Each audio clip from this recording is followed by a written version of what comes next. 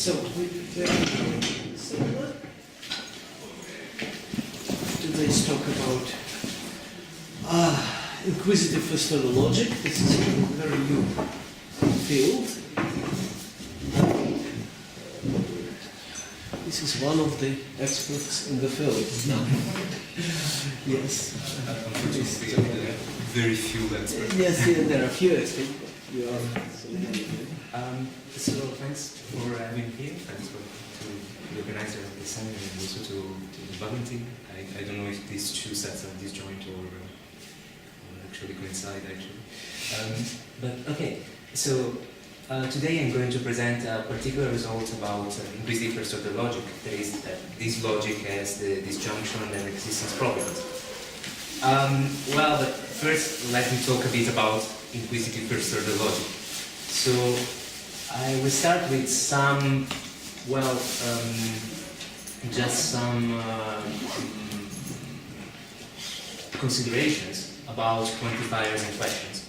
So you can see it's pretty natural to find examples of questions that contain quantifiers. So, for example, in natural language sentences that contain quantifiers. So, for example, what is your favorite color? Or which cities did you visit in the Netherlands? Or was there someone you know at the party? So, in these cases, the words what, which, someone can be regarded as quantifiers.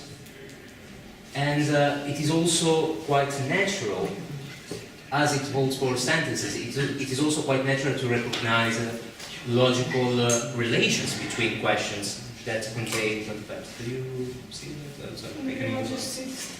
Okay. Okay. So, and it's also easy to see that there are logical relations between this kind of questions. So, for example, who will be at the party determines if I will go to the party. Will I go to the party? In the sense that if I have an answer to the first question, well, then I also have an answer to the second question. Of course, with some presuppositions, like the assumption that if I have a complete list of the participants, then I will make my choice. But still, these kind of logical relations, so it would be nice to capture them in a formal system. And that's what inquisitive first-order logic does. The aim of inquisitive first-order logic is to represent questions containing quantifiers and study the logical relations between them. And to do so, the idea is to extend the syntax of classical first-order logic with question-forming operators on top of the usual conjunction, implication, etc. And by generalizing the semantics of classical first-order logic to an information-based one. And I hope to make clear what does it mean with the next slide. So, first of all, I will present the logic in inquisitive first-order logic. So let's look at the language of inquisitive first-order logic. And I realized that this is probably an older version of the slides, but this shouldn't be creating many problems. Okay. Okay. So first of all, the syntax. So the syntax of inquisitive first-order logic is just that of classical logic. So we have a bottom, equality between two first-order terms, relation applied to terms, conjunction, implication, and the universal quantifier. And on top of that, we add two new logical operators. One is the inquisitive disjunction, and one is the inquisitive existential quantifier. In this case, terms are just variables, or do you allow for constants? No, in this case, we allow constants and function symbols. And function symbols. So terms could be just the usual first-order terms. And this is actually a good point because what I'm going to present becomes quite trivial in the case we do not allow constant and function symbols. Well, at least more trivial than it is in the general case. And as I told you, this is an older version of the slide because this sentence shouldn't be here. Sorry about that. Yes. Okay, as usual, we can introduce the shorthands for negation, as the formula implies bottom. For classical disjunction, as the dual of the conjunction. and the classical existential quantifier as the dual of the universal quantifier. And we will call a formula classical if it does not contain inquisitive operators. And we will generally indicate classical formulas with the letter alpha, beta, gamma, and atomic formulas PQR. How do we you don't have atomic formulas anymore. Excuse me? I didn't use. We do not have atomic formulas anymore. Well, with atomic formulas, I mean just the quality between two terms or a relation applied to terms. how do you call the last two options? So this is Inquisitive disjunction, and inquisitive existential quantifier. So just put inquisitive on top of that. This or that, or like, is there an X? Like, I'm trying to... Okay, so, well, the intuition is in the next slide. But the implication is classical? the implication is classical. So, Yes, well, we will see when we present the semantics how to interpret the implication. You can think of it as, well, let's see. But you said that formula called classical if it doesn't contain that symbols. Yes. But if it's contain implication... It's still classical. We still regard it as classical. But the exact reason why I don't want to answer now will be clear in a couple of slides. I'm sorry if I postpone the answer, but there's a bit to say there. Okay, so the intuition behind these formulas is that classical formulas represent statements. Well, as usual when you read a classical formula. So, for example, for all x, p of x represent the statement every element has property p. When we consider the two new operators, we have a different interpretation. So for the inquisitive disjunction is used to introduce alternative questions like is C or PD? It corresponds to the question, does the element C have property P, or does D have property P? And the inquisitive existential quantifier is an existential question. So for example, there exists x px, corresponds to there is an element, is there an element with property x? P, sorry. This is the intuition, and well, the semantics should make clear how this exactly works. So how we make this intuition more formal. But the statement, the question, what is an element? It's not a true or false question, right? No, it's not a true or false question. So in this case, this question, I presuppose that as an answer requires to give a witness of the property P. So yeah, but the formula itself is just a true or false formula, right? Well, not exactly. What does it mean that? So, okay, we can argue about that, but the point is, what does it mean that a question is true or false? But this question cannot be true or false. No, the answer. For the first case, as far as I understand, for the case with the junction, the answer would be true or false. And for that question, the answer would be a witness. Yes. Well, For which? actually, For what? No. May I interrupt you? Just So, also for the disjunction, actually, an answer would not be yes or no, because in this case we are really asking which one of these two elements has the property. So an answer will be this element or that element. So even there you do not have a yes or no. It has to be the same property in the disjunction. No, actually not. You can have arbitrary formulas. So the answer to the question is number one and number two. Yeah. Yes. So in this particular So simple it's true or example, false. Yes. Like, well, there are two options. I mean, well, arguably, you can also chain more formulas, so it's not a yes no. But even when you say that, but it's associative. well, yes, but okay, but there's a problem with actually what we're saying. So, if P of C is not a good answer, so C has property P, this doesn't entail that D is a good answer. Yeah. So it's not a yes no situation. It's more complex. Yeah, they're not contradictory. Yeah. Yeah, so there is, let's say there is more structure there. Yeah, the general. Okay. But okay, so that's good. There are a lot of intuitions here. Okay. Any other questions about this intuition? Still? Okay. We make it more formal, I promise you. And about what is an element with property B? Should it be one element, or should the answer be? Oh, okay. So yes. it's good. It's a good question. So the question could be interpreted in two ways: to give a complete list of which are the elements with that property, or just to give a witness. In this case, I deem as a valid answer just giving a witness.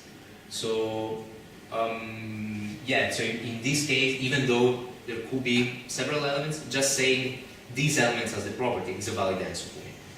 This interpretation. Okay. So now we did the first step. We extended the syntax of first-order logic to also encompass questions. The second step is to generalize the semantic of first-order logic, the semantics of first-order logic, to also capture relations between questions. And the idea is to generalize to an information-based semantics.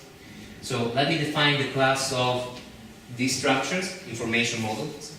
An information model is just a tuple made by a set W, that we would call the set of words, a set D, that is called the domain of the structure, and then to each word we associate a first order structure having domain D. And we also have an additional constraint that every model interprets constants and function symbols in the same way. And this is another typo that shouldn't be there. So constants and function symbols in the same way. And I will refer to this as interpreting constants and function symbols in a rigid way. So just to visualize these kind of models, let's give an example in a really simple signature.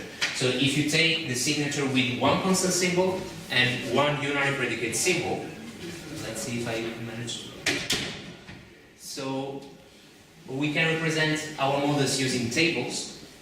And so to each column of the table we will associate a possible word. And we will put a copy of the common domain in each column. And the first row represents the element A, and the second the element B. So in this case, the domain is just the set with two elements A and B. And of course, as the interpretation of constants and function symbol is rigid, we can simply associate to each constant symbol to the constant symbol C, a single element of the domain. In this case, the interpretation of C would be the element A in each of these models. And to represent the unary relation, we can simply put some dots and crosses. So in this case, for example, in the model associated to W0, the property P holds at A, but it doesn't hold at B. So as you can see, the interpretation of constants and function symbols has to be the same, but the interpretation of the relations and of equality could change in different models. So equality is not always equality? That is a good point, yeah. So in general, you can define. When you define the first order structures, you have two ways to treat equality.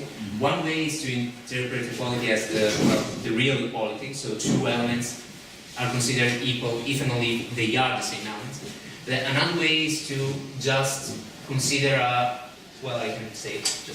an equivalence relation on the domain that also behaves well with respect to function symbols and relational symbols. So that is basically a congruence with respect to relations and functions. So in this sense, the models we are using are of this second kind. So equality is just an equivalence relation over the domain that behaves well with the interpretation of functions and relations. I'm not depicting here equality. And that's also the reason why we will need a more complex representation at a certain point of the models. But for now, for the basic intuition, this is more than enough. So let's put equality aside. What I do not completely understand, you write C here, so C is A. Yeah, it's But, In every world. in the world W2, you point that A does not exist, or No. So what is the elements in the domain are are the same? This is the This is phrase about P, about P. Exactly. where P holds. So in this case, we are just saying that P of A does not hold, or well, we can read it as I the see. P of element. C P does of not C. hold. Exactly. I see. Okay. So, well, I told you that we are using these models to represent information, but the question is now, how do we use them to represent information? And the idea is to consider, well, to use the approach by Intica, that is encoding pieces of information by considering the sets of words compatible with that information. So, for example, and we will, if we take this subset made by the word W0 and W1, this subset encodes the information that the element A has property B. Because as you can see, these are exactly the models in which this holds. And of course, this same set also encodes more complex information, like that the element denoted by C has property P, or also that if B has property P, so does A. So a subset could encode more information. Oh, well, different pieces of information. Because of this intuition, we will use the following terminology. We will call a subset of the set of words an information state. So we presented the syntax, we presented the semantics, the syntax, the models. So now we can define the semantics. Let me just give you an intuition about the semantics before defining it formally. And so, as we said, we want to interpret classical formulas as statements, and then on top of classical formulas, of the syntax of classical formulas, we added question-forming operators. So we also want to interpret questions using these models. So we will say that a certain information encoded by S supports a statement alpha, so classical formula, if and only if the information S entails the information conveyed by alpha. This is the basic intuition. So for example, this information state, W0, W1, supports P of A. Why so? Well, because in each and every word of this information state, the information conveyed by this formula, that P of A holds, well, actually holds. And as we can see, if we include also W2 in the information state, well, this is not the case anymore. Because now, well, we can say that we do not have enough information to assert P of A, as there is a possible word in which P of A is not the case. Okay. So if we take it just for example, just W1, it also supports. Yeah, exactly. P of A. Exactly. So more information means a smaller set. Of course. Exactly. As usual. That's as usual. Exactly. The more information, the more possible words there are. Yes. Exactly. Less. Less, yes. Yes. The more information, the less possible. Exactly. Gathering information corresponds to excluding possible words. Yes. That is a good definition, yes. This is for statements. When it comes to questions, actually, this semantics is suitable also to represent the notion of an information supporting a question. We will say that information supports a question if and only if the information solves the issue raised by the question. You can think of it in simple terms as having an answer to the question.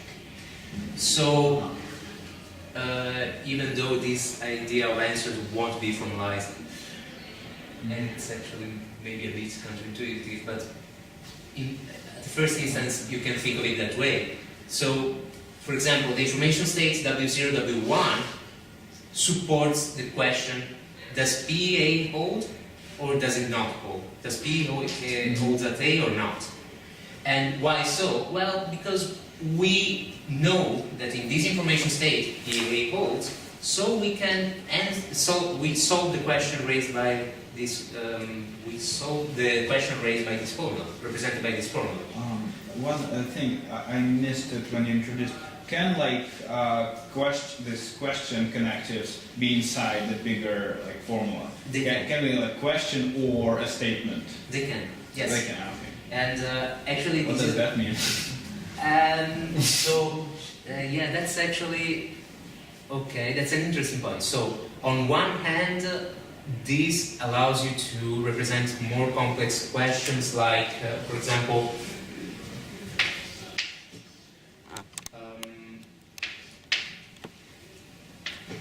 Okay, let's give a simple example.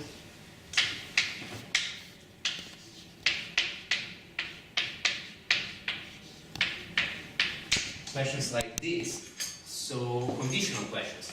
If P of A holds, is it the case that P of B holds? So these kind of more complex questions can be represented nested operators. The problem is that you're right, you're over-generating here, so there are a lot of formulas that are not so natural to interpret in natural language. Okay. Well, if you think... basically, because for me, a question is okay, it's something that demands an answer. It has the type of an object. That is And object and statement doesn't compute. Or a negation of a question, what would it mean?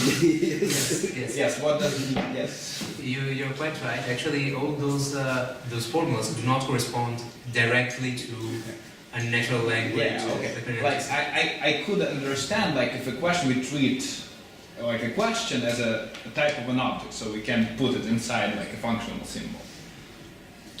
That I can a question has an answer. An answer is a type of element, and then we can put it inside of a. I see what you're saying. So and the statement would hold with a functional symbol if we can only substitute the answer to the question to it, then it will hold. I see what you're saying. Actually, this idea, this approach to questions, basically is at the base of a part of the literature on the logic of questions. Okay. Is representing questions using the set of its possible answers. The thing is, this semantical approach that you are hinting here, well, it's interesting. There is some literature. Still, it's an approach quite different from this one. Yeah. And there are several differences there. Well, I can't point them now. Yeah, sure. I'm sure that there are differences. I'm trying to just to understand what does it mean. No, it's a really good question and then a statement. What does it mean? So the point of this kind of semantics that you're talking about is to, capture questions as sets of its possible answers, but then you see that questions and statements are offerings of different kind. That's the point. But in this case, and so it becomes quite tricky to represent, for example, conditional questions of this kind. And at least you have to work a bit on that. Sure. So an object like this that mixes the two things, or even, for example, if you could, now I'm talking about a different logic, but if you consider modalities now the agent knows that the agent or A knows that agent B wonders about something. Something like that is really hard to represent in this kind of logic, but it's more natural in this. So the idea to represent questions and statements with the same formal, with the same formalism, with the same type, let's say, allows to treat these kind of scenarios quite more natural. Problem being that, you overgenerate, so you have also formulas that is not so clear what they should represent. But interestingly enough, we could say also the same for classical logic actually. If you think about something like this,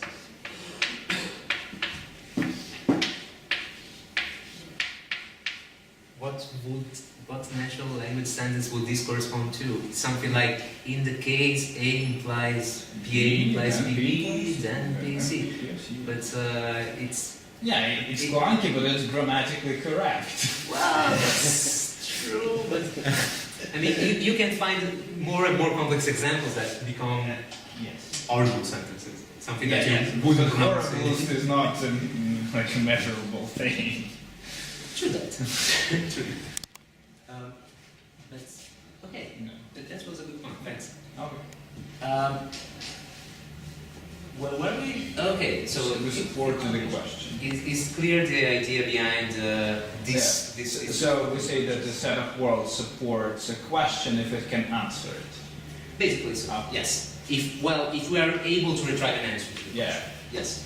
So notice that, as it was pointed out, actually also more information could answer the question. And sometimes we have questions in which the information we have entails all the possible answers. It could happen. So the point is, we need enough information to answer it in some way. That's the intuition. So we do not need to pinpoint a precise answer to the question. Just to make things clear, if we take the set of all the words, in this case we do not have enough information to answer the questions. Yes. And I think you see why. Because there is a word in which the answer is yes, but there is also a possible word in which the answer is no. Okay.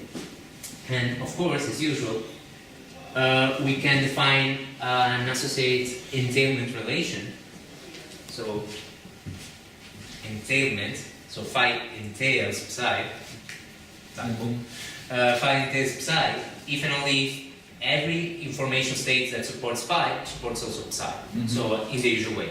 And like this, we can, for example, we can study the logical relations between possible questions, so between questions and statements. So, for example,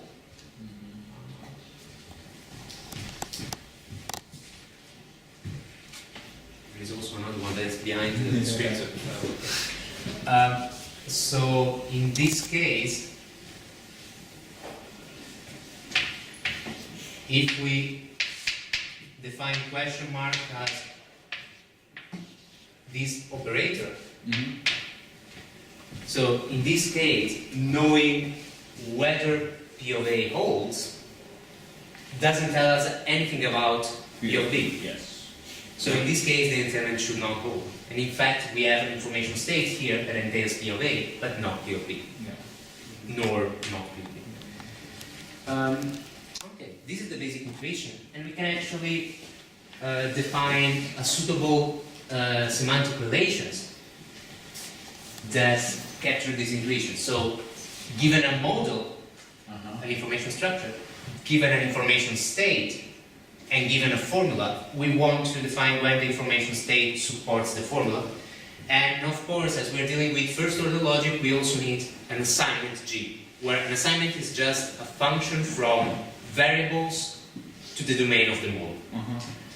Okay, so here we have the clauses, but let me maybe give you some examples to understand these clauses.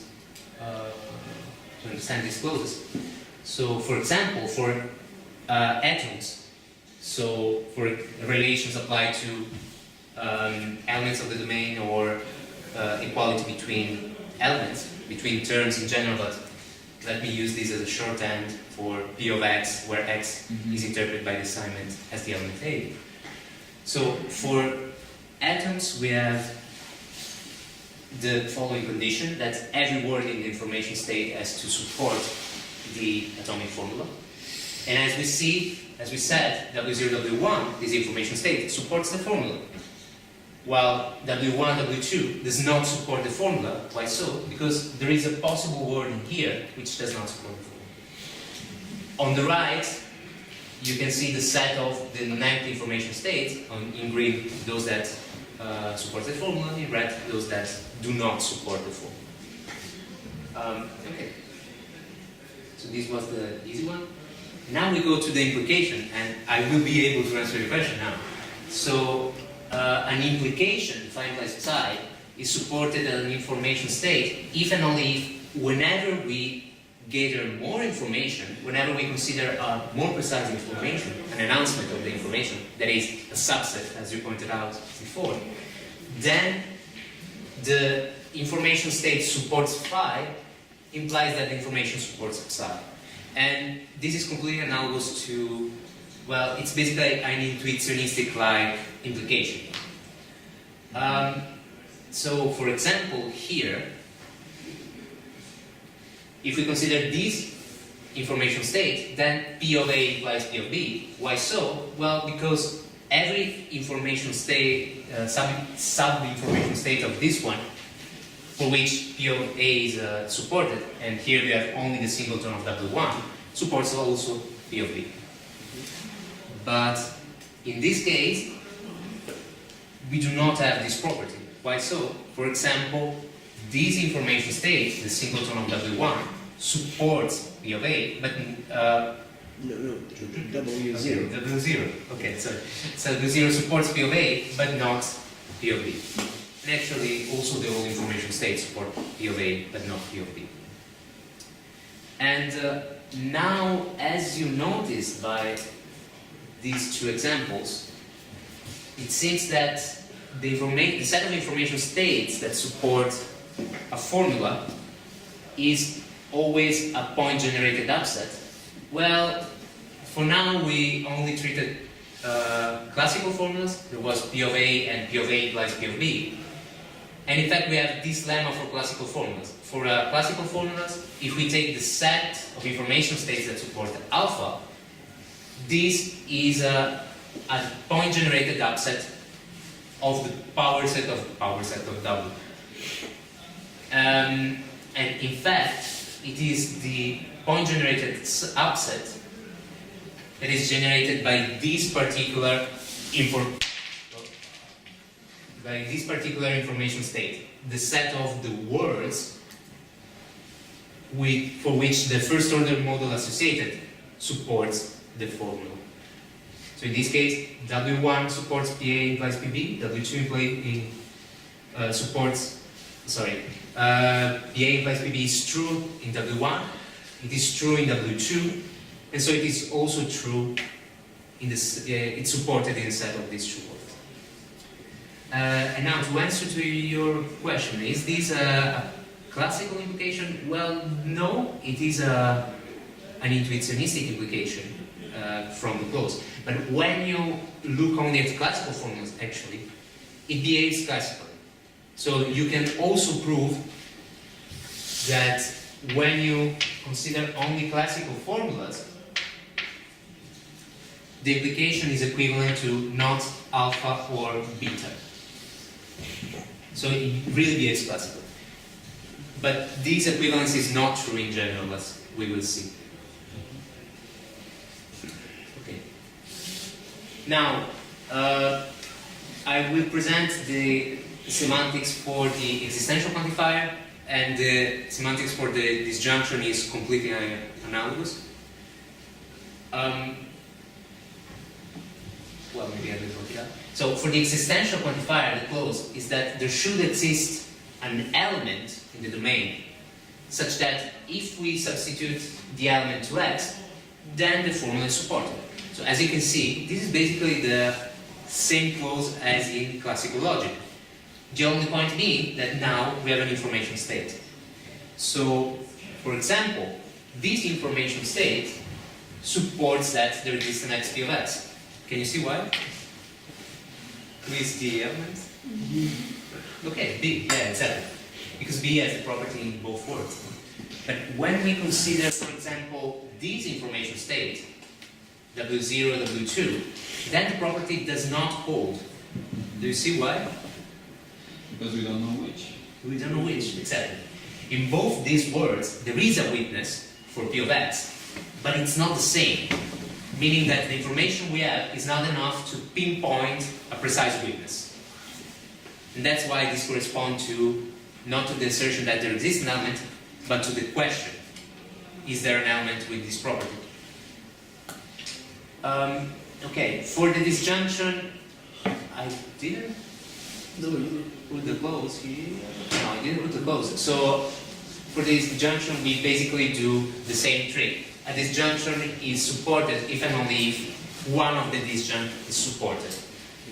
So for example, this formula would correspond to P of A or P of B. And for the same reason, it's supported here, but not here. So for the finite set, existential quantifier is the same as disjunction. If the domain is finite, yes. The domain is finite. Yes, we can just Assume, yes. So interesting things happen when we consider infinite domains. Notice one thing, that in this case, the semantics of the formula, the information states that support the formula, are not a point-generated upset. So it is still true that they are an upset, but it's not point-generated anymore. In general, it is true, and it is quite easy to prove, that this is the case for every formula, questions or statements. The interpretation being that if an information is enough to support a statement or a question, well, gathering more information should still be enough. So we have an answer to the question, more information should give us still an answer to the question. Okay, now a bit of just a recap of the properties of these semantics. So first is persistency, that is the one that we just mentioned. So if an information is enough to support a formula, and we consider a bigger body of information that is a subset of that information state, then that still supports the formula. And this is basically the condition for classical formulas restated in a different way. So for classical formulas, an information state supports the formula if and only if every word in the information state supports that S. For every word in S. Yeah. The model associated to that word supports, thinks that formula is true.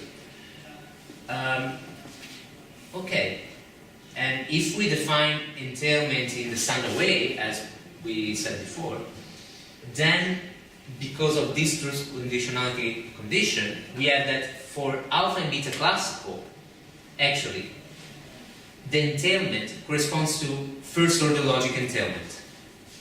So these for classical formulas, that is the formulas that we regarded as statements, is a conservative extension. This semantics generalizes the one from classical logic.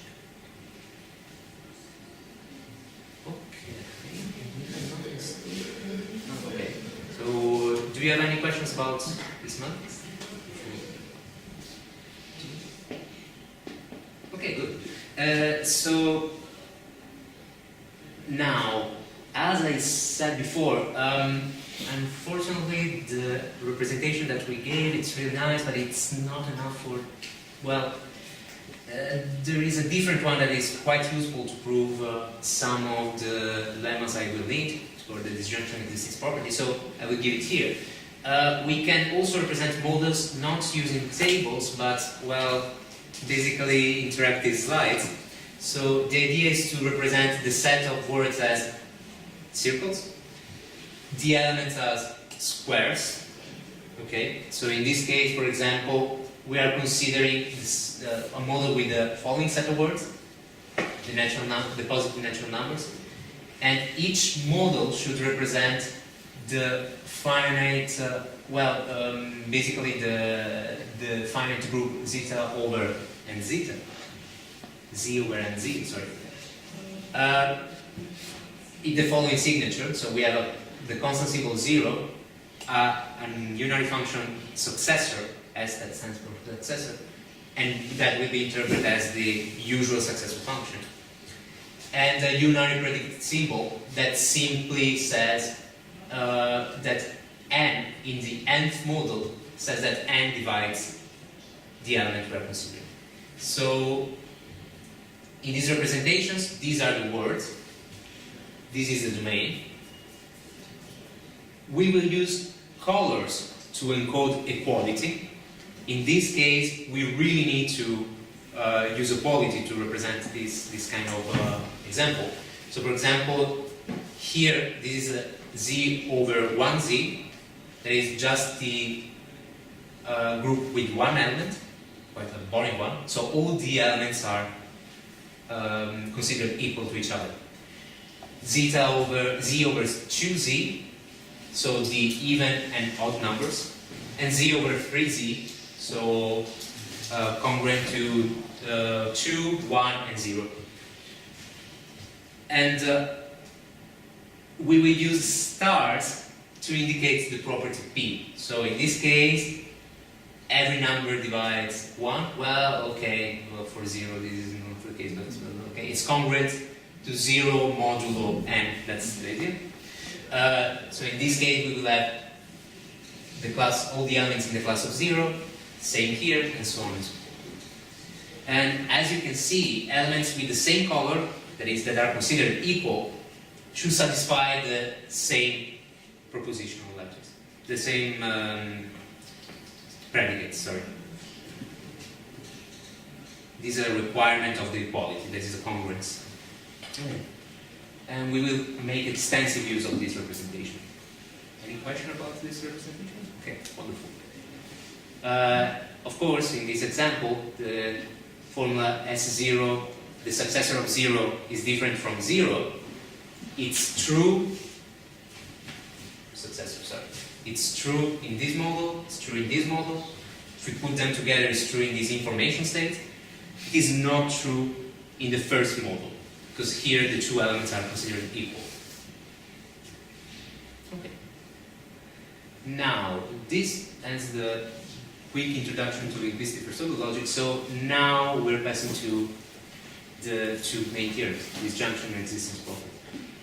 Now, what does the disjunction property say? Well, actually, this is a stronger version of the disjunction property. We can prove this theorem for this logic. That is, if we take a theory of classical formulas, that is just a set of classical formulas, then gamma supports a disjunction, an inquisitive disjunction, if and only if it supports at least one of the two disjuncts. And this theorem is actually an intuitive interpretation. That is, if the information carried by this theory, as they are all statements, they basically are just a means to carry some information. So if the information carried by this theory is enough to solve the question represented by the disjunction, then it has to support at least one of the disjuncts. And actually, this was already conjectured in 2015, if I'm not mistaken. It's a really natural property to add to your system, but it took a while to prove it. It's not so hard to prove it, but you need the right ideas. And the idea on how to prove it, well, actually, I didn't point this out, but we do not have an axiomatization for this logic, yet, at least. So it is not known if it's complete or not. Usually one could go through syntactic ways to prove these kind of theorems. But in this case, we really need to just work with the models, play with the models and with the semantics that we define. And this will be our core strategy actually. So, the idea of this strategy. The idea is quite simple. Just take the contrapositive. So, if your theory does not support phi and does not support psi, then it cannot support also the disjunction. And how do we prove so? Well, what does it mean that it doesn't support phi? It means that there is a model. It is a model of gamma, but it's not a model of phi. What does it mean that it does not support psi? Same for psi. And the idea is basically the same as for many other logics, like intuitionistic logic. You just take a bigger model that is still a model of gamma, in which the two models above are contained as submodels, whatever submodel should mean in this case. And as we have persistency, this means that this is a model of gamma, because we require it, but it's not a model of phi, because it has a submodel that is not a model of phi. And it's not a model of psi, because it has a submodel that is not a model of psi.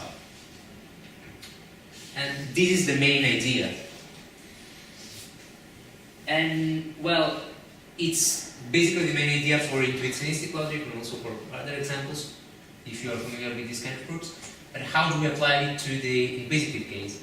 It is not as trivial. If you take two models, it is not immediate how to combine them. Just because the domain restriction, for example, they need to have the same domain at least. Well, the idea is to define the right model starting from the two counterexamples. So, in general, we can define this operation of models, the O plus, in the following way. So, if we start from a model M, and the model N, we just define a bigger model whose set of words is the disjoint union of the two, and whose domain is the product of the two domains. And now we need to define who are the models associated with the words here. But this is actually quite simple. As we have a non-rigid equality, we can play with that. So for example, first let's define what happens to functions. So for example, if we have a unary function in our language, and this function maps in the first model d0 to d1 and e2 to e1, we will simply ask it to act component-wise on the product. So in this model, bigger model, it will map d0 e2 to d1 e1. Okay? So we define the interpretation of this way. We can define the interpretation of functions and constant symbols. And when it comes to relation and quality, well, we just need to treat the bigger model basically just as a bigger version of the two models. So given, for example, a word from the first model, M, we just look at the first component. So if this interpretation of P was just the elements D1 in this model, and the three elements were considered different, then we just put P on all those elements with the first component D1, and we collapse the rows, the columns. And so the two elements in the same column are considered equal. So this is something we can do because we are working with non-rigid interpretation of relations and equality. And of course, if we take a word from the second model, we do the same, but with rows and not columns. Okay, so this can be made formal. I do not want to give you the formal clauses, of course, because that should be self-explanatory.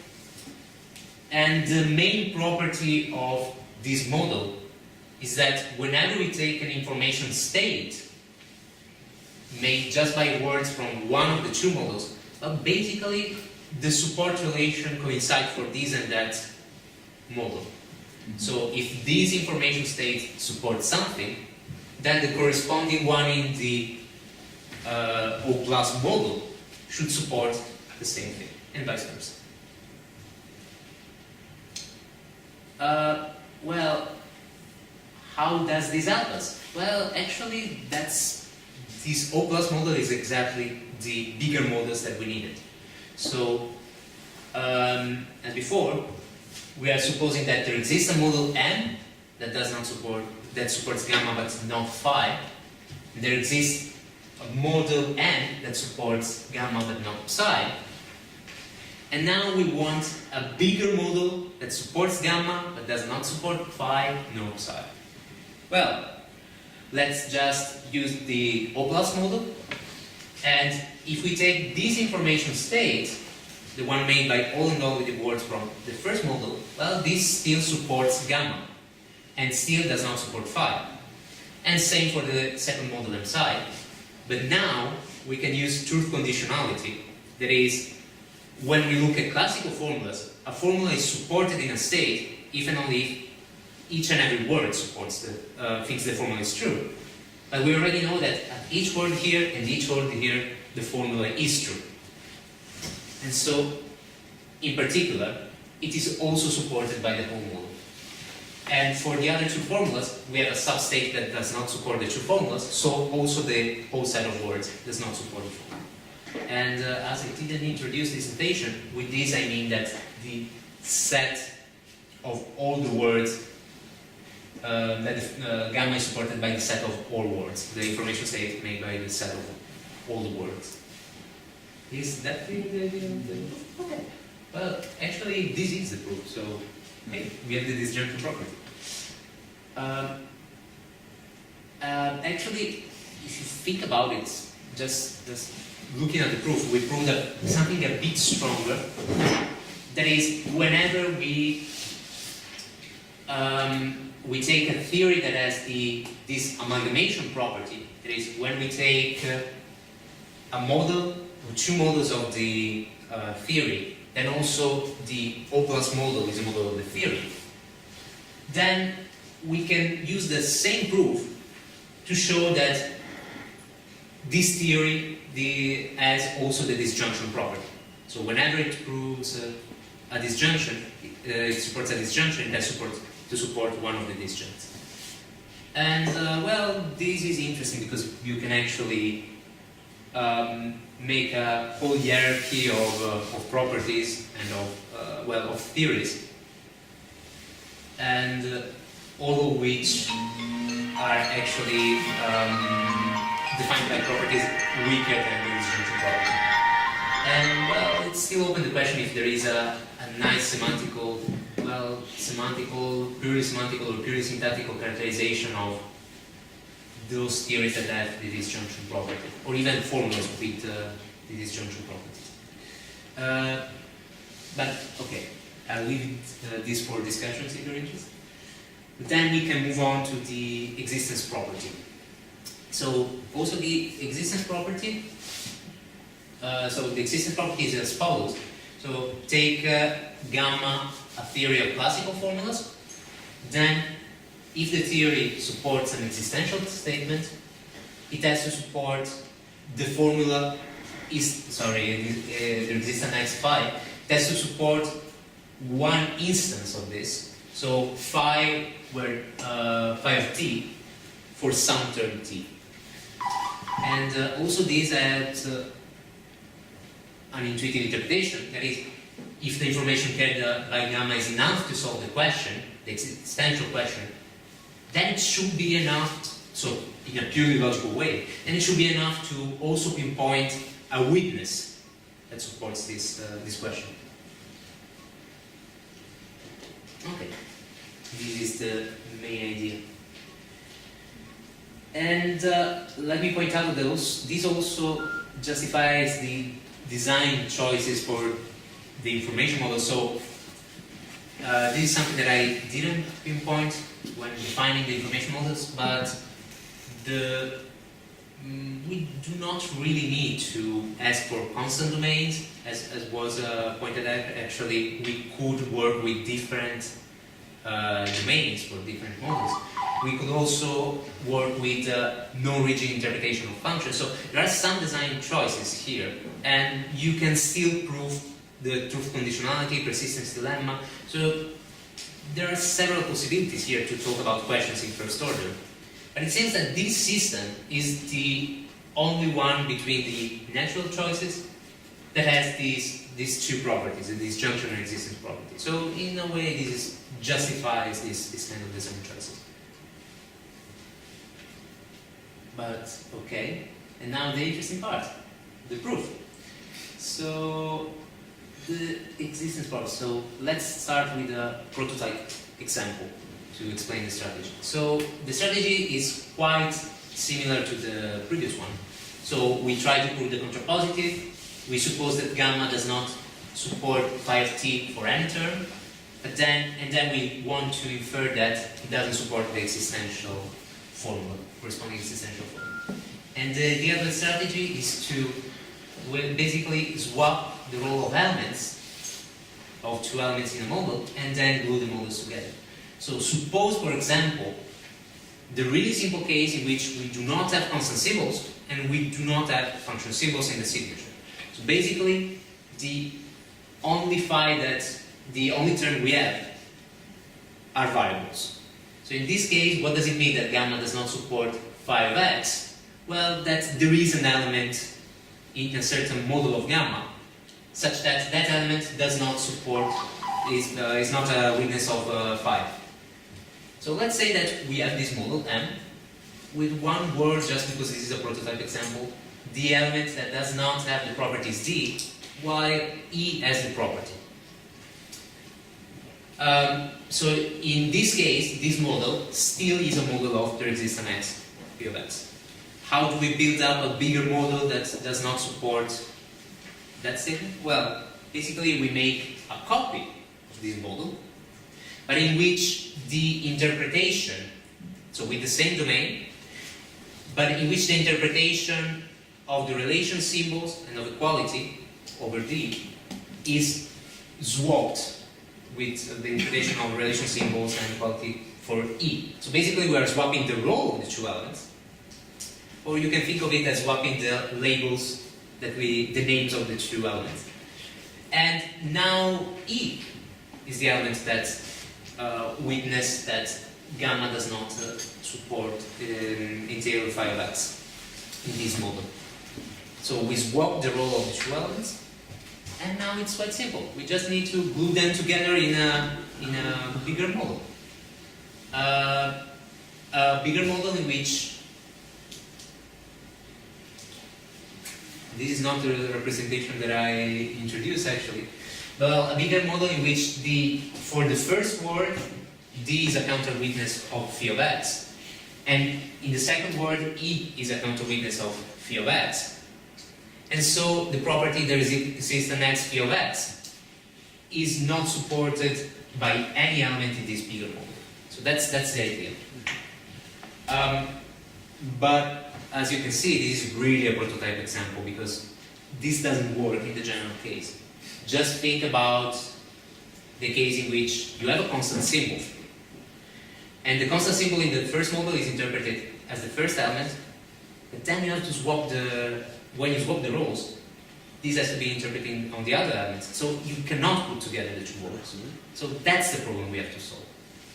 And notice that this is the only problem that we need to solve, because this strategy of swapping and gluing actually scales really well also with the amount of words or the amount of words or the amount of elements in the domain.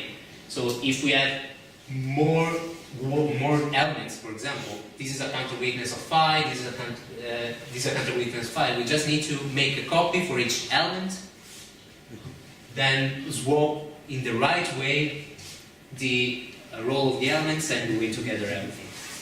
So it's really the real problem is really accounting for constant and factor symbols. And the aim now has shifted to apply this technique to the general case. Okay. Now, I need to give you some formal definitions for this. So, given sigma signature and a set of parameters, we will indicate with this symbol the set of closed terms in the signature. And in general, we will indicate an element of this set as with an underline under it. And this will be quite useful when we start working with well, you see, it will be quite useful, this notation. So generally, with writing of this kind, we indicate an element of this set. In particular, if we take A to be the domain of an information model, we see that there is a natural map from the closed terms with parameters from the domain and the domain of the model itself. So given a term, f of c of d, for example, the map just maps this element to the interpretation of the function f in that model applied to the interpretation of the constant c and the element d. So, I hope this is clear. It's quite a natural way to do it. And so why am I doing this thing? Well, because what we'll do is basically relax the structure of our models. So we need a sort of pre-processing before applying the swapping and gluing technique. And the pre-processing is as follows. Given a model M, we want to define a bigger version of this model, but for which the structure is more or less. So in particular, we will define a model with a set of words the same as the original one, but for which the domain is much, much bigger. And it's in particular the set of closed terms with parameters from the domain of that model. So just to consider an example of this, if you take the signature with one constant symbol, one binary function symbol, and one unary predicate symbol, start from this model. So a model with just two elements, but in which the constant symbol is interpreted as the element E. And then you can build well, first of all, in the set sigma of dm, you have these three as different elements. So formal D, formal E, and the constant C. And then, well, you have the function applied to two of these guys together, and this forms a new layer. And of course, you go on like this, applying f to elements from lower levels, and you're building the terms with it. Like Herbert universal. Herbert domain. Yeah, exactly. Different way. Now, if we want to define a model having this domain, we need to define an information model. We need to define what is the interpretation of functions over this domain, and we do it in the most natural way. So, a function applied to two formal terms, like for example D and E, will just gives us the element f of dE. So we basically associate to f the formal combinator corresponding to f. And when it comes to relation and equality, what we do is using our projection function. So in this bigger model, the property P will hold that this element f of dE, if and only if when we project this element on the domain of the original model, then the property holds there. So, for example, if we imagine that in the model M, f of the element corresponding to this term, f of dE, is E, then this should share the property P and should be considered equal to this bigger model. So if this construction was clear enough, then basically what we did was just building a humongously bigger copy of our original model. So we didn't do much, actually. And I call this blow-up model, but as it was suggested to me, maybe term model will be a much better name for this. And yeah, I count this as another typo in the slide, but you can call it as you want. And this is the formal definition. If you're interested, I can give you the slide, but the idea is what I presented basically. And the main property is of this model is what I basically said out loud. So whenever you take an information state and a formula, this bigger model, with respect to that information state, supports phi over these terms, if and only if the original model supports phi when instead of the elements T1 and Tn, we plug in the terms T1 and Tn. So we really just build up a bigger version of our model. That's it. But now the structure is much easier to work with. Well, basically because of this full injectivity condition. So if we take two function symbols applied to different tuples of terms, these for these two to give you the same element, you really need to them to be the same function applied to the same objects. So now it's much well, it's less rigid, the structure of this model compared to the original model. That's the idea. And well, this is what we needed. We needed a way to move the interpretation of C from one element to the other, and we can do it in this model. And let's formalize also this idea. The idea of swapping elements, and to do this we need to define a permutation model. So why did you enlarge the model? To permute elements. So take a permutation sigma over the domain of the original model, and this naturally extends to terms in the signature sigma dn, that is the domain of this model. How so? Well, consider a really simple permutation, the one that swaps d and e. Well, first, well, this you can define it layer by layer. For example, the element C will just be mapped on itself, and for elements higher up in the hierarchy, we just follow what happened in the layers below. So, for example, the element Fc of D will be mapped on Fc of E because we are just applying the permutation to its argument.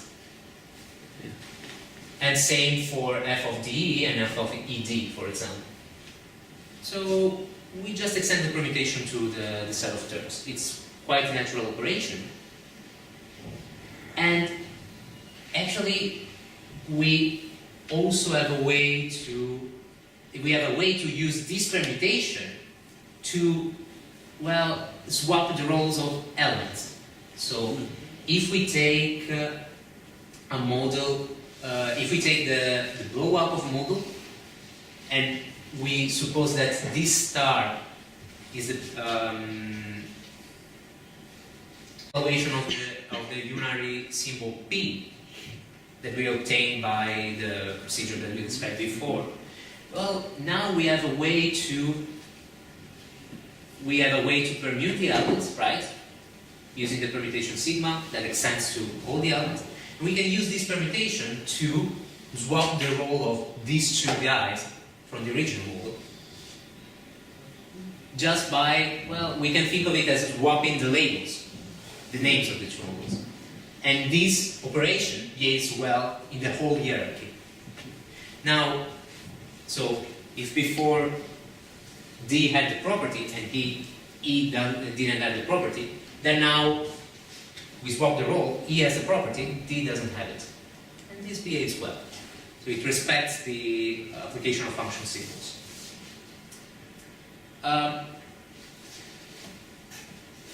And same for equality and relations apply to more arguments. And note that, in particular, the terms from the signature sigma, so with no parameters from the domain, are fixed point of this operation. Okay, so basically using this idea, we can define the permutation model associated to the permutation sigma just by doing what we just described. We take as the set of words still the set the words from the model M. We take as a domain the terms, but now, and as the interpretation of the function, we still use the formal combinators, but now the interpretation for the interpretation of relations and equality at each word, we evaluated by first applying the permutation sigma minus 1 to the terms. And this is a way to formalize the idea introduced in the previous slide. The real important, okay, this is not particularly illuminating, I guess, but the real important part is this following theory. So first of all, notice that the skeleton of these two structures is this, of the structure of blow-up model and permutation model is the same. And of course, I should have introduced the skeleton, but this is one of the things that I introduced in the updated version of the slide, so let me just define it now. So with skeleton, I just mean skeleton of a model. I just indicate the domain and the interpretation of the function symbols and constant symbols in the model. So basically, that part of the model that is rigid, the part that is all equal for all the single classical structures. And as you can see, we didn't change it. We still have sigma of dn as the domain. The functions are still interpreted as the formal combination. And this will be quite important in the next step, that is that of gluing together the models. And of course, we also have a nice way to describe the support semantics for the permutation model. So if we take the permutation, an information state in the permutation model, this information supports phi of sigma t1, sigma tn, if and only if the blow-up supports, the same state in the blow-up supports t1 and tn. So we're just describing how the support condition changes by swapping around the elements. It's not something particularly strange, I would say. And well, now we're ready, because we swapped around the elements, and that's what we needed to implement our strategy. Let's see how it works. So there is still one thing missing, that is the gluing part, but this is also simple to define, so let me just define it quickly. So if we have two models that have the same skeleton,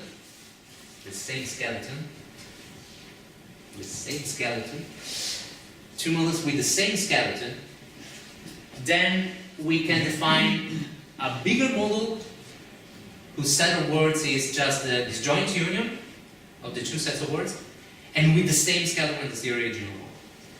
So notice that this resembles the O+ construction of before, but we had to take, as we had two different domains, we had to take a more complex structure there, so we had to work with the product. In this case, we do not need to work with the product of the two domains. We just work with the same domain. And of course, as the interpretation of relations and equality, if we take a word from the first model, we treat the domain as if it came from the first model. If we take a word from the second model, we treat the domain as if it was from the second model. And that's simple, and you have the property basically explained. When you take an information state from the first model, well, looking at it in the disjoint union or in the original model doesn't make a difference. And of course, we have the preservation of the skeleton also here. So now the skeleton of the disjoint union is equal to the skeleton of the two original models. Now it's time to glue. So we basically blew up our models. We gave a way to swap the elements. We gave a way to glue together models. We are ready to combine together these constructions to define a big, huge model in which we are permuting everything we can. So if we start with a model with set of words W and with the domain depicted there, we can consider its blow-up. We can consider all the permutation models corresponding to this, and as they all have the same skeleton, we can glue them together in a single huge model. And this is what the permutation model is. So in this permutation model in particular, we will have a copy of the set of words from the original model for every permutation. And the domain will consist of, well, the terms in the closed term in the signature sigma extended with the elements of the domain of the original model. It's really huge, this plate. It's an enormous model. And notice that we also know how the support behaves up to a certain point, meaning that if we, for example, know that this information state, well, in these information states, for example, the element E has property P in each word, and so also upper in the hierarchy of terms, we also have that other guys have this property. If we want to swap the role of the two models from the original domain with the permutation sigma, we can do this. This operation can be performed internally in this huge model. How so? How do we swap the role of the two elements? Well, we simply consider the same information state, but in a different copy, in the copy corresponding to sigma. And doing so means that in the same model we are basically swapping the role of the two elements. So we can internalize this swapping part. Okay, this is the idea. To make it more formal, of course, I'm not proving anything, but yes, hopefully this will be clear. So if we take an information state, well, from the original model, an assignment over this homogeneously huge model, and a formula, well, then the information state supports a formula if and only if, when we consider the I didn't define this as sigma, sorry. As sigma is just the set of images. The images exactly under the permutation sigma of the words from sigma. And of course, not defining things well, so let me just make this clear. As we saw, the words of this model,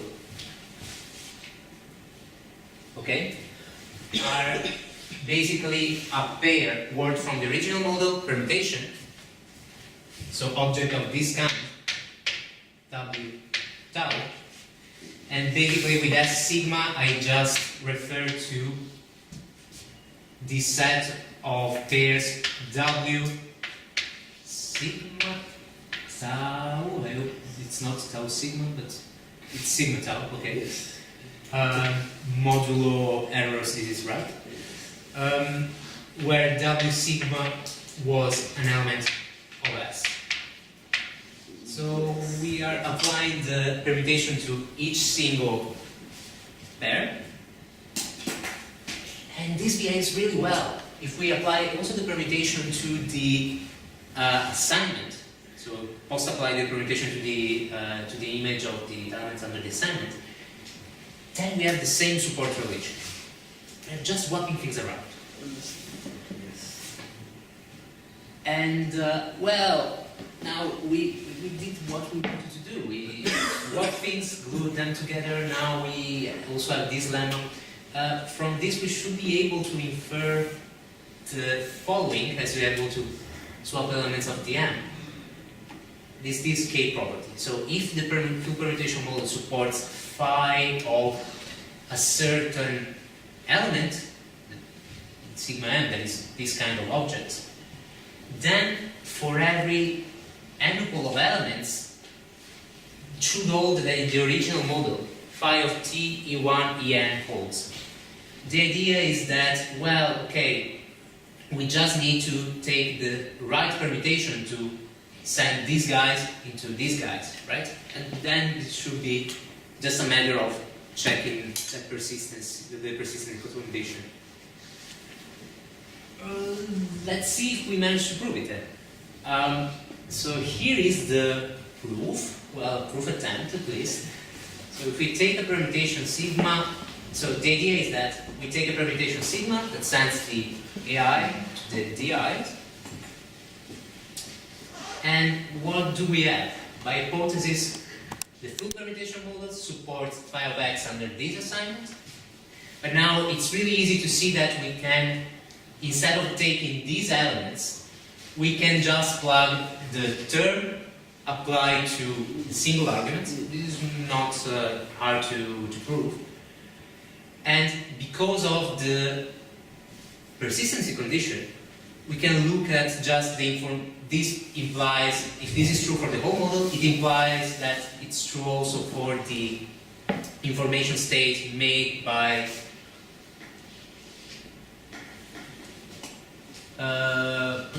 the set of the words from the original model, but after applying the permutation sigma. So this shouldn't be an S sigma, but it should be a W. Yes, Wm sigma. So the set of words from the original model. Then we apply the permutation. Sorry about the type. But now we know that DIs are sigma of the EIs, because we took sigma like this, and so we can apply the main property of this model. So now we can just go back to the elements, to the words of the original model, so considering the permutation identity, and this is supported. And from this, just going, as this is basically the blow-up model is just a bigger version of the original model, we should infer that in the original model, phi of t E1 En holds. Okay, there's a mistake here. That's the problem. So, do you see what is the mistake? I see that after 4 constructions pinpointing what could be the mistake, it doesn't seem so easy. It's actually a really silly one.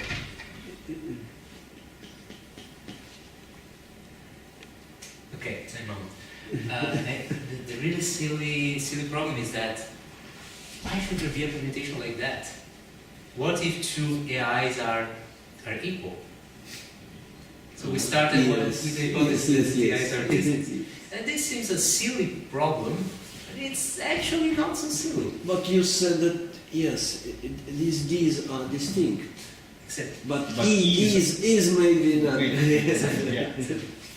And in fact, this could be a problem because you have to exclude also elements of the form, terms of the form Txx. Yes. But So what do you do after that? I'm sorry, but I'm not accounting for this, unfortunately. So there is a really silly way to account for this. I can explain it in 2 words actually. And the idea is to, instead of considering the model M, we can preprocess it. So we should add another step. The idea is to just adding a lot of copies. Well, at least, let's say omega copies of each element in the domain. But then as we have the non-rigid equality, we just consider them equal. And this already solves the problem. It should do, yes. It should work, because now we have, it is true that the EIs could be equal. But it doesn't really matter if we take E1 or a copy of E1. Yes. So we can solve this kind of problem. Blow up a bit. Yeah, exactly. We can do like that. It's a way. So this does the job well. Finally, what is the Yes. yes. So just to recap, the goal was that one. Probably you forget it after 4 constructions. And we want to use this K property to account for that. So we can just take as we said, we can prove this K property model working a bit more, but let's not work a bit more. Let's just say that hey, it should account for that, this strategy. And so basically, we can prove this kind of property, that if the original model does not satisfy phi of t E1 En for some elements, then this guy should not satisfy phi of this guy for any possible choice of the di distance. And actually, we can improve it a bit, and we do not require them to be distinct, just by applying the same trick. Okay, why do we do this? Well, because we want to start from a model that supports gamma but not phi of t for a certain term t, and we built up a bigger model for which a lot of elements do not support, are not witnesses of the property phi. The problem being that if we start from a model, a single model, for which this does not hold for a single term, then we exclude all the elements of this form, but they are not all the elements. So we just excluded the elements of this form. So it could still be that this guy still is a model of your existent x 5x. So there is a big chunk of the domain that we excluded. Still, we didn't exclude every element of the domain as a witness. What is the solution for this? And also, this is actually a quite easy solution, but this I think it's more deep than it seems. The idea is to start from a model for which this does not hold for every term. Well, we cannot take it from here, of course. This condition tells us that for each term there exists a model. What we want is a model that for each term... Universal, yes. Yeah, exactly. It's sort of universal model that excludes all the terms. And the idea is to define an aggregate model that does exactly this job. And, well, take a theory, a classical theory, gamma, so a theory made of classical formulas.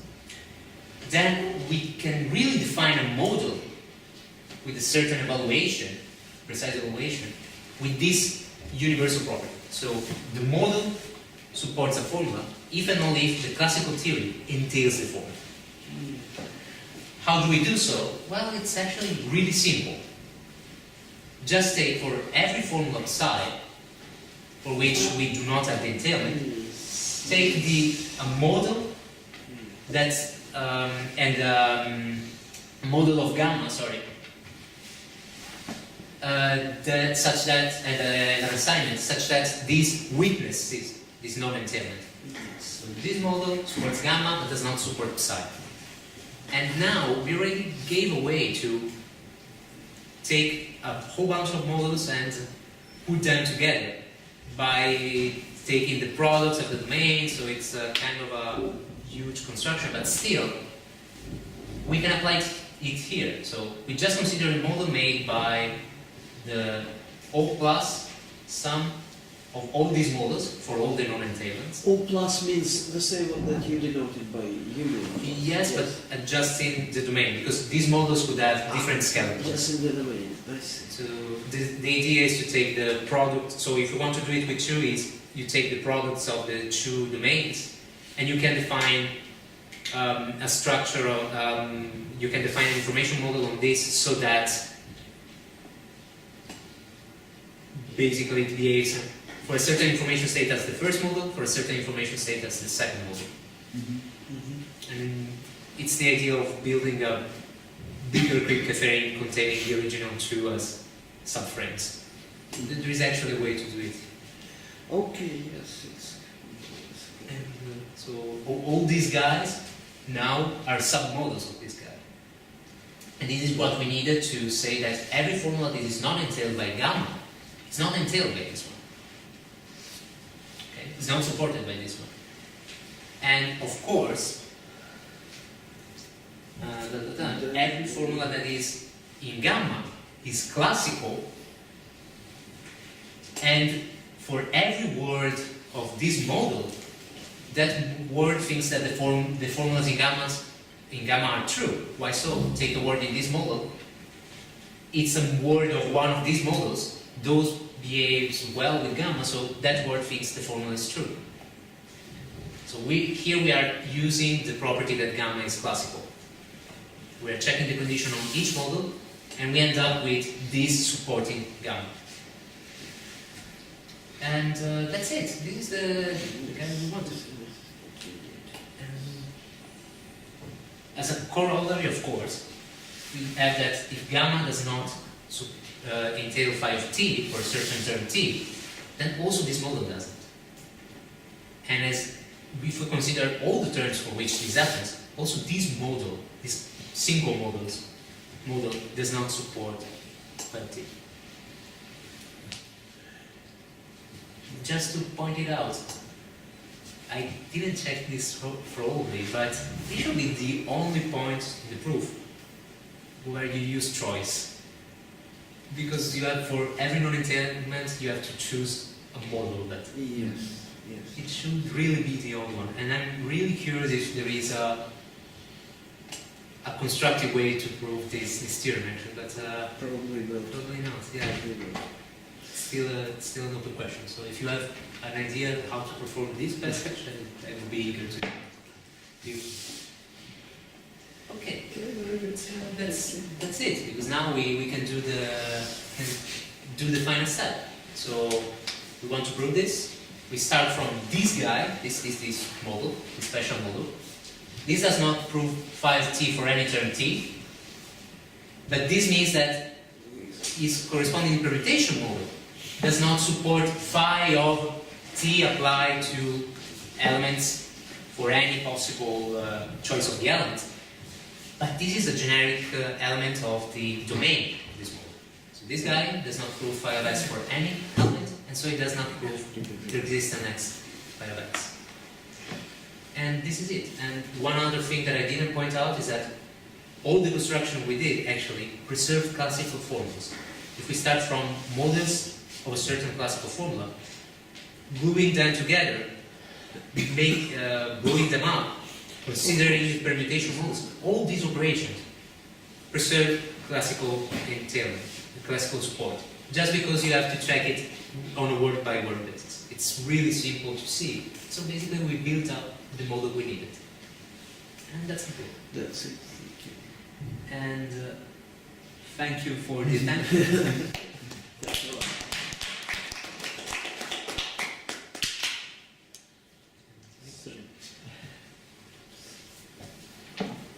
It seems that if you deal with disjunction property, the proof is completely constructive.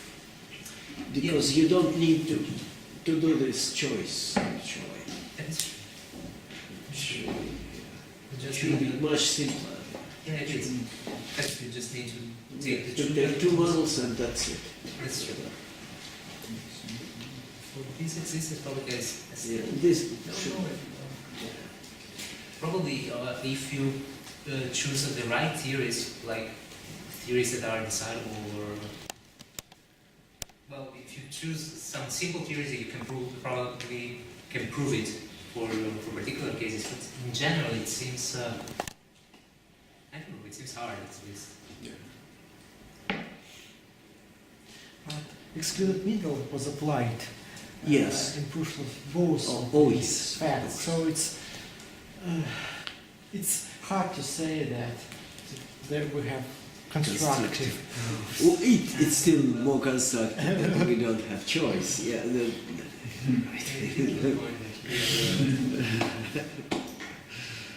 Yeah, you're right, actually. Yes. Destructive was a bit too much. Okay, very good. Thank you very much. Thanks, Thank you thanks for to you the again. talk. Yeah.